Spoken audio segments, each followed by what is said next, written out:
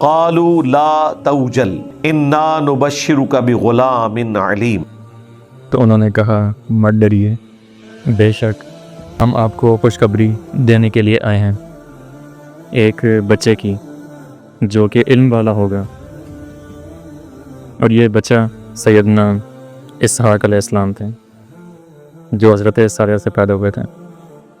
ان سے پہلے سیدہ ہاجر، جن کو آپ لوگ غلطی سے ہاجرہ کہتے ہیں، لفظ ہاجر ہے، ان سے اسماعیل علیہ السلام پیدا ہو چکے تھے۔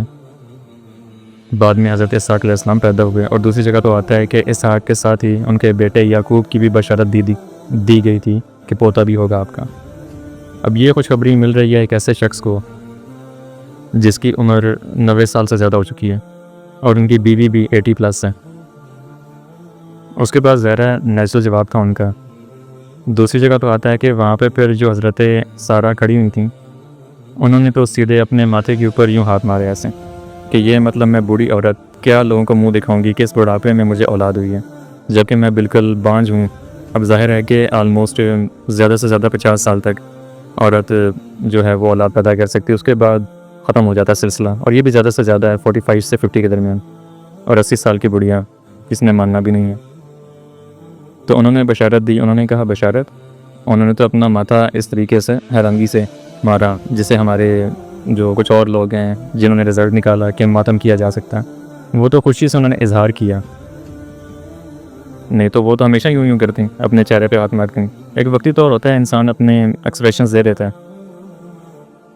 تو حضرت ابراہیم علیہ السلام نے کہا کہ تم مجھے اس ٹائم خوشخبری سنا رہے ہو کہ جب میں اس عمر تک پہنچ چکا ہوں تو یہ کیسی خوشخبری ہے کہ میں بوڑھا ہو چکا ہوں۔ دوسری جگہ پہ آتا ہے کہ انہوں نے کہا میں بوڑھا ہو چکا ہوں اور اولاد میری، تو انہوں نے کہا کہ اللہ تعالیٰ جو چاہے کر سکتا ہے۔ انہوں نے کہا ہاں مجھے پتہ ہے جو چاہے کر سکتا ہے، لیکن یہ بڑا آکورڈ لگتا ہے کہ ایک بوڑھے بندے کے لیے۔ اچھا، اس سے یہ پتہ چلتا ہے کہ انبیاء کرام جو ہیں وہ بھی انسان ہوتے ہیں، ان کے جذبات ہوتے ہیں، احساسات ہوتے ہیں، وہ بھی اسی طریقے سے ریئیکٹ کرتے ہیں جس طرح ایک عام انسان ریئیکٹ کرتا ہے، اسی لیے وہ انسانوں کے لیے رول ماڈل ہوتے ہیں۔ انہوں نے کہا یہ بڑھاپے کے اندر کون سی خوشخبری ہے؟ تو فرشتوں نے کہا ہم آپ کو بالکل حق کے ساتھ ایک سچی خوشخبری سنا رہے ہیں۔ تو دیکھیں آپ مایوس لوگوں میں شامل نہ ہوں۔ پھر قرآن میں آتا ہے، فوراً جواب آتا ہے حضرت ابراہیم علیہ السلام کا۔ فرشتوں نے بات ہی بڑی سخت کی تھی، وہ وقت کے پیغمبر کو کہہ رہے ہیں دیکھیں آپ اللہ کی رحمت سے تو مایوس نہ ہو، یہ تو اللہ کا فیصلہ ہے۔ حضرت ابراہیم علیہ السلام کی جو اس طریقے سے ورڈک تھی وہ اس لیے تھی، حیرانگی کی تھی، نہ کہ یہ کہ اللہ تعالیٰ اس کے اوپر قادر نہیں ہے یا اس کی رحمت سے بعید ہے کہ وہ کسی بوڑھے کو اولاد نہیں دے سکتا۔ تو جب فرشتوں نے حضرت ابراہیم علیہ السلام کے اوپر یہ جملہ بولا تو انہوں نے پھر ان کو جواب دیا، کیا فرمایا؟ کون نا امید ہوتا ہے اپنے رب کی رحمت سے بجز اس کے جو گمراہ ہو چکا ہو۔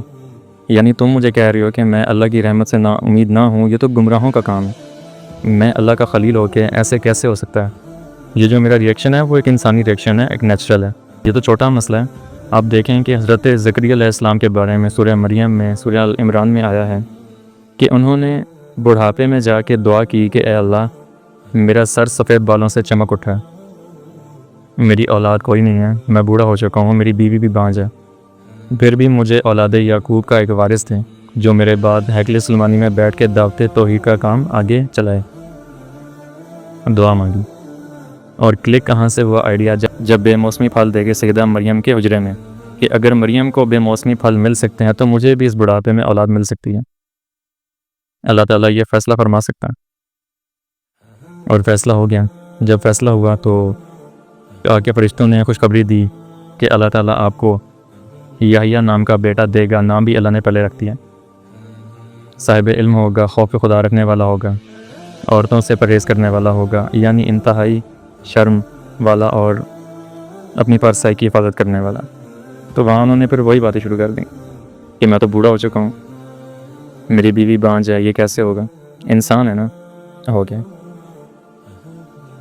تو یہ ناشکری کی علامت نہیں ہوتی، انسان کے اندر جذبات ہیں۔ حضرت مریم کو فرشتے نے آ کے خبر دی کہ آپ کو اور آپ سے ہونے والے بیٹے کو جو بغیر باپ کے پیدا ہوگا، سارے جہان والوں کے لیے ہم نشانی بنائیں گے۔ تو کسی عورت کے لیے ایسی خوشخبری ہو سکتی ہے جو سیدہ مریم کو ملی ہے.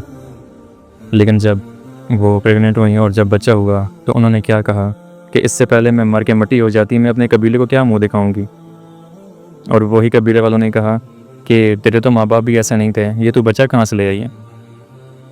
حالانکہ جبرائیل انسانی شکل میں آ کے بشارت دے چکے ہیں. انہیں تو چاہیے تھا کہ میں کہتی کہ خدا خود ہی بندوبست کرے گا, لیکن وہ وقتی طور پہ ایک انسان جو ہے وہ تو پھر اللہ تعالیٰ نے کہا کہ آپ سے جو بھی پوچھے فرشتے کے ذریعے پیغام بھجوایا. آپ نے کہنا ہے کہ میں نے اللہ کے لیے منت مان لی ہے روزے کی, کلام نہیں آپ نے کرنا, چپ کا روزہ رکھنا اور بچے کی طرف اشارہ کر دینا ہے. وہ بچہ خود بولے گا. پھر بچہ بولے, بچہ کیا بولے جی, وہ آپ ذرا منظر امیجن کریں, ایک چھوٹا سا بچہ بولے کہ میں اللہ کا بندہ ہوں, مجھے اللہ نے پیغمبر بنایا ہے, اس نے مجھے کتاب دی ہے, اس نے مجھے اپنی والدہ کے ساتھ اس نے سلوک کا حکم دیا ہے, سلام ہو مجھ پہ جس دن میں پیدا ہوا, جس دن میں مروں گا اور جس دن اٹھایا جاؤں گا. تو اس موقع پہ جا کے حضرت سیدہ مریم کی وہ جو پریشانی تھی وہ ختم ہوئی, لیکن بیچ میں وہ سارے کا سارا معاملہ تو انہیں گزارنا پڑا. بشری تقاضا انسان کے ساتھ اٹیچ ہے, سیدھی سی بات. اگر کوئی سمجھتا ہے کہ یہ تقاضے اٹیچ نہیں ہیں تو وہ بے وقوف ہے. اور یہاں پہ تو لوگ اپنے بزرگوں کے لیے اس طرح کے تقاضے ماننے کے لیے تیار نہیں ہیں. خود نبی علیہ السلام جب طائف میں زخمی ہوئے تو وہاں تو آپ بڑی امید لے کے گئے تھے کہ طائف کے لوگ حق قبول کر لیں گے. حتیٰ کہ صحیح مسلم میں آتا ہے کہ پہاڑوں کا فرشتہ اللہ نے بھیجا کہ آپ اگر خواہش رکھتے ہیں تو 2 پہاڑوں کے درمیان طائف کی پوری بستی کو سرما بنا دیا جائے. آپ نے فرمایا نہیں, ہو سکتا ہے ان کی آنے والی نسلیں اسلام قبول کر لیں, اور وہ قبول کیا انہوں نے. ان میں بڑے بڑے جنگجو پیدا ہوئے. اب یہاں پر تو چھوٹے چھوٹے بچے آپ کے پیچھے لگا دیے, آپ کا جسم مبارک لہو لہان کر دیا, آپ کی مبارک جوتیاں بھی خون سے بھر گئیں. اسامہ ابن زید ایک آپ کے ساتھ تھے. اب واپس وہاں تو آپ امید لے کے گئے تھے کہ مکے والے تو بات نہیں سن رہے, آپ واپس آ رہے ہیں تو پتہ چلا کہ مکے والوں نے بھی قتل کے فروے جاری کر دیا کہ اب ہم انہیں انٹر نہیں ہونے دیں گے, کیونکہ وہ تو کانفیڈنٹ ہو گئے کہ باقی لوگوں نے دعوت نہیں قبول کی, تو اب ہم اپنے شہر میں بھی ان کو داخل نہیں ہونے دیں گے. تو پھر نبی علیہ السلام نے اسامہ بن زید کو مکے میں بھیجا, چھپ چھپا کے مختلف سرداروں سے میٹنگ کی. ایک بندہ تیار ہوا, متعید. اس نے کہا کہ میں مطعین بن علی, اس نے کہا کہ میں جو ہے کہ نبی علیہ السلام کو پناہ دوں گا. حالانکہ وہ کافر تھا. وہ پناہ ایک قبائلی سسٹم میں آپ سمجھ لیں کہ انسانیت کی بنیاد پر لے رہا تھا. یہاں پہ تو کہتے ہیں کہ عبدالقادر جیلانی نے نگاہ مار کے ایک شہر کو آگ لگا دی, لوٹا ادھر کر دیا اور مرید جلا دیا. خدا کا نام لیں, دنیا کو اللہ نے اسباب پہ بنایا. اور پھر حضور نے اس کی نیکی ایسی یاد رکھی تھی کہ بخاری کے الفاظ ہیں کہ غزوہ بدر کے موقع پر جب درجنوں مشرکین عرب قیدی ہو کر لائے گئے, آپ نے فرمایا کہ آج اگر وہ مطعین بن علی زندہ ہوتا اور صرف مجھے کہہ دیتا, میں ان سب لوگوں کو چھوڑ دیتا اس کے کہنے کے اوپر, کیونکہ اس نے اس وقت میرا ساتھ دیا تھا.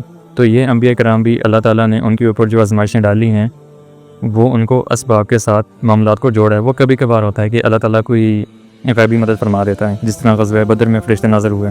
ورنہ تو آپ مجھے بتائیں کہ اگر سب کچھ پری پلان ہو رہا ہو تو پھر انبیاء تو کسی تکلیف سے نہ گزریں, وہ اپنی امتوں کے لیے رول ماڈل کیسے ہوں گے؟ انہیں ساری تکلیفوں سے گزارا جاتا ہے.